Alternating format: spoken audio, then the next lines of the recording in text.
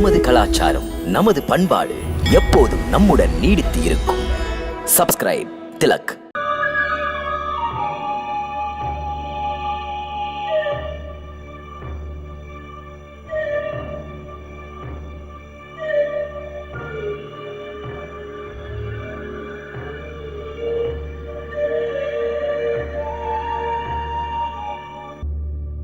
நண்பர்களே, உங்களை எல்லாம் மதுராவை விட்டு வெகு தூரத்தில் இங்கு ஏன் வரச் சொன்னேன் என்றால், இன்றுள்ள நிலைமையில் மதுராவில் நாம் எந்த ஒரு இடத்திலும் இப்படி நின்று அரசியலை பற்றி வெளிப்படையாக எதுவும் பேச முடியாது.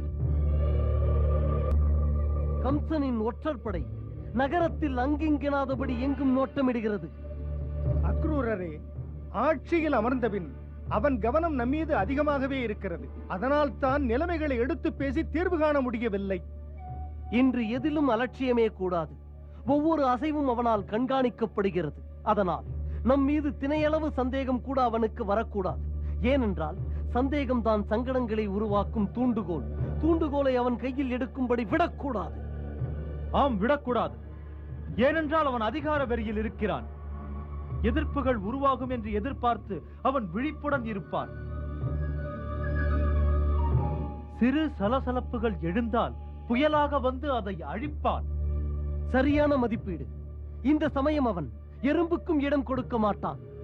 எப்படி கொடுப்பான் அக்ரூரரே?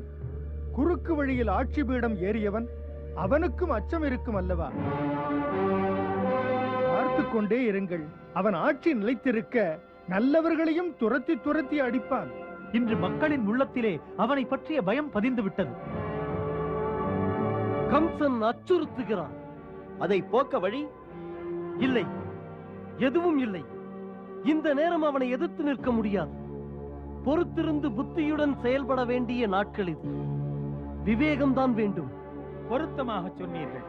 இந்த சமயத்தில் பொறுமை காத்து நம் திட்டங்களை நீங்கள் திரைமறைவில் தீட்டுங்கள். அவன் நம்ப வேண்டும் நாம் அடங்கி ஒடுங்கி முடங்கி விட்டதாக. வெளிப்பார்வைக்கு அமைதி, உள்ளே புயல் உருவாக. பதமான நேரத்தில் நாம் உள்ளுக்குள்ளேயே கம்சனை அகற்ற சூழ்நிலை உருவாக வேண்டும். அப்படியே இதை செயல்படுத்த நாம் தனித்தனியாக மதுராவில் இருந்து தொலைவில் உள்ள கிராமங்களுக்கு செல்ல வேண்டும். நம் எண்ணங்களை எடுத்துச் சொல்லி அங்கே தர்மத்தை ஆதரியுங்கள் என்று அழைப்பு விடுங்கள்.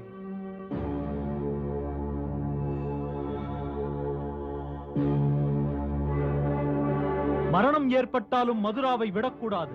மிகவும் சரியான கருத்து. நாம் சில காலம் இங்கேயே இருக்க வேண்டும். இருந்தால் யாருக்கும் நம் மீது ஐயம் எழாது.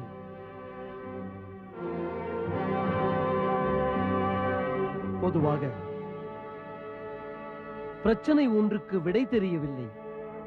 என்ன பிரச்சனை அக்ரூரரே?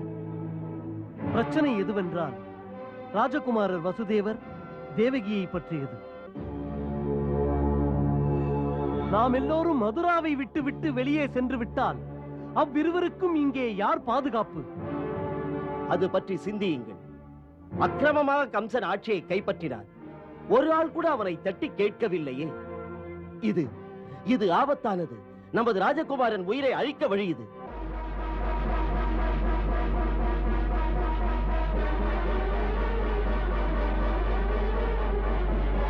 அதை தடுக்க ஒரு வழி இருக்கிறது. என்ன? நாம் மதுராவை விட்டு போனால் போகும்போது வசுதேவரையும் சிறையில் இருந்து மீட்டு நம்மோடு அழைத்துச் செல்வது. இருங்கள், இதைவிட அற்புதமான ஒரு யோசனை என் மூளையில் உதித்திருக்கிறது. என்ன? சிறைக்கூடத்தின் சுவர் யமுனை நதி பக்கம் இடிந்திருக்கிறது. நாம் இன்றிரவு இருட்டு நேரத்தில் நதியில் நீந்தி சென்று அந்த சுவற்றில் வழி செய்து கொள்வோம். அந்த வழியாக தேவகியையும் வசுதேவரையும் அழைத்து வந்து நதியின் வழியாக வெளியேறுவோம். பலே பலே பலே பலே, நல்ல யோசனை. ஏன் அக்ரூரரே? யோசனை ஏற்புடையதுதான். முடிப்பதற்கென்ன? போனவுடன் ராஜகுமாரர் வசுதேவர் நம் கருத்தினை மறுத்தால்? ஏன் மறுப்பார்? யார் பயங்கர சிறையில் பாதுகாப்பில் இருக்க இசைவார்? சரி, செய்தி அனுப்புவோம். அனுப்புவோம். நாளையே மித்ரசேனரிடம் குறிப்பு ஒன்று எழுதி கொடுத்து அதை அனுப்புவோம். ஆம், மித்ரசேனரை குறிப்புடன் அனுப்புங்கள்.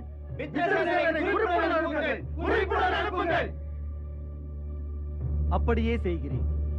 குறிப்பை கண்டு வசுதேவர் மறுத்து விட்டால் முயற்சியெல்லாம் விழலுக்கு இறைத்து நீர்.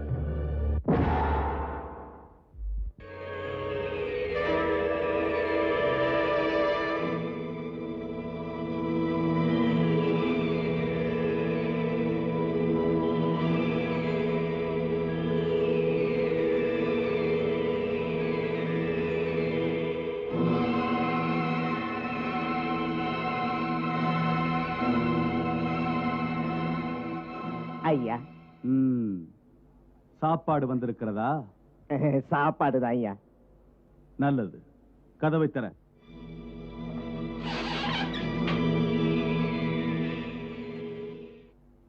நெல்லு, இங்கு வா. வந்து விட்டேன். தினமும் சாப்பாடு கொண்டு வருவானே, அவன் யார்? அவன் சுகுமார். சுகுமார் சுகுமார், அவன் எங்கே? அவனுக்கு மண்டவலி, வயிற்று வலி, நெஞ்சு வலியா? அப்ப நீ? என் பேரு சப்பாத்தி செய்யற சம்பத்துங்க. ஒழுங்கான சமயத்துக்கு சாப்பாடு கொடுக்கலன்னா எங்க மகாராஜா கம்சர் கோவத்துல சாகடிச்சிருவாரு. அதனாலதான் இப்போ சாப்பாட்டோட ஓடி வந்தங்க.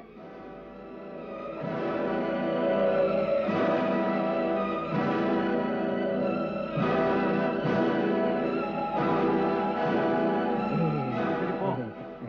கதவை தர, சாப்பாடு போகட்டும்.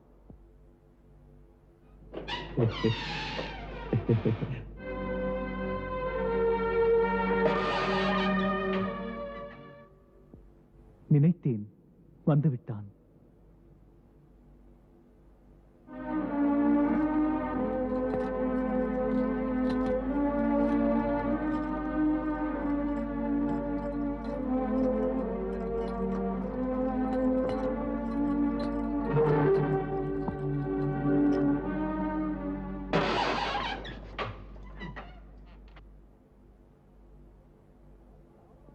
வணக்கம் வசுதேவரே.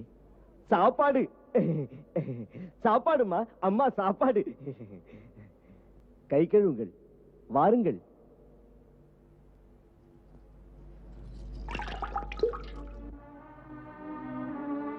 மித்திரசேனரா, போஜனம் கொண்டு வந்தீர்கள். அம்மா, கை கழுவுங்கள், வாருங்கள்.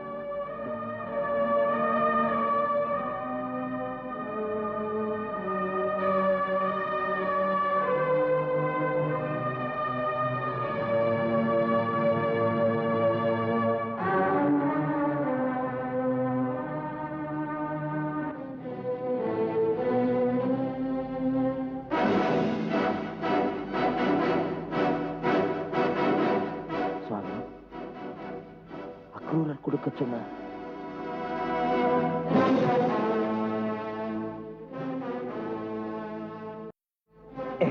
இந்தாருங்கள், இந்தாருங்கள்.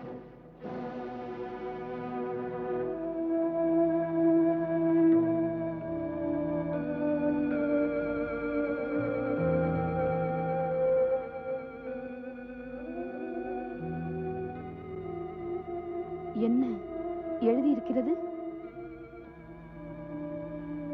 மன்னர் உக்ரசேனர் சிறைப்படுத்தப்பட்டார். கம்சன் மன்னனாகிவிட்டான். எல்லா யாதவர்களையும் மகதசேனை பழிவாங்க தொடங்கிவிட்டது. நம்மவர்கள் பாதுகாப்புக்காக அண்டை ராஜ்யத்தில் சரணடைந்தார்கள்.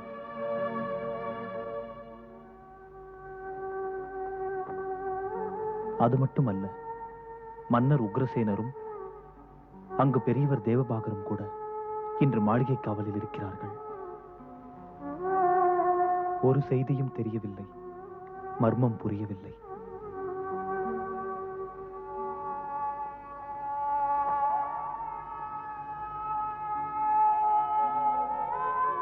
இன்று மதுராவில் உள்ள யாதவர்கள் அவரவர் குடும்பங்களை இரவோடு இரவாக ஓடத்தில் ஏற்றி தக்க இடத்திற்கு அனுப்பிவிட்டார்கள்.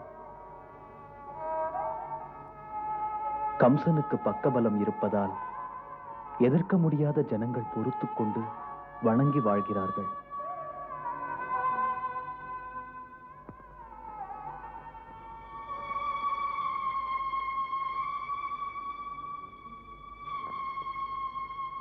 என் கவனத்திற்கு இன்னும் ஒரு செய்தி.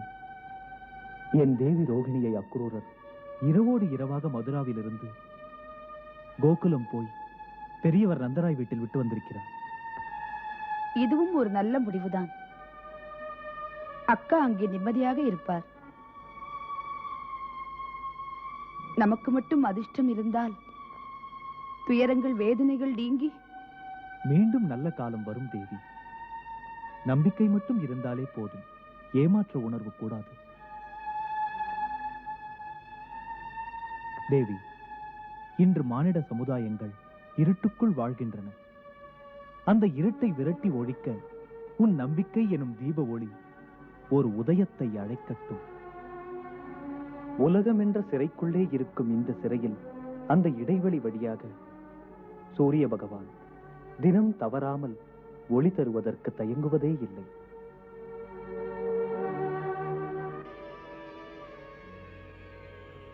சுவாமி, அக்ரூரர் சொன்னார், தேவியார் பெற்றெடுக்கப் போகும் பிள்ளைகளை கம்சனுடைய கையிலிருந்து காப்பாற்ற நீங்கள் நினைத்தால் நமது எதிர்வம்ச வீரர்கள் எல்லாம் திரண்டு எழுந்து சமயோசிதமாகி இன்று இரவு நதியை படகில் கடந்து இந்த இருண்ட சிறையின் நதி பக்கத்து சுவற்றை உடைத்து விடுவார்கள்.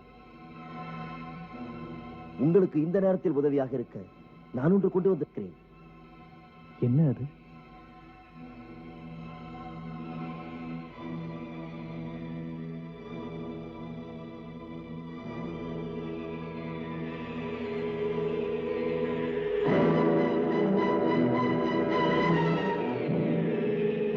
இது ஒன்று போதும்.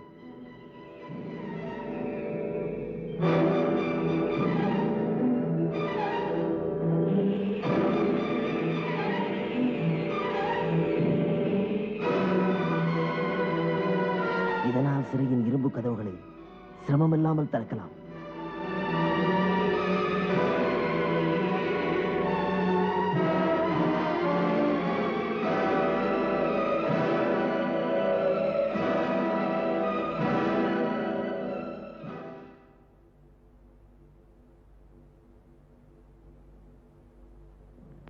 மித்ரசேனரே, அக்ரூரருக்கு என் நன்றியை சொல்லுங்கள். நினைவுபடுத்துங்கள், என் மனைவி தேவகி 8வது குழந்தையை பெற்றெடுக்கும் வரை வாக்கு மாற மாட்டேன்.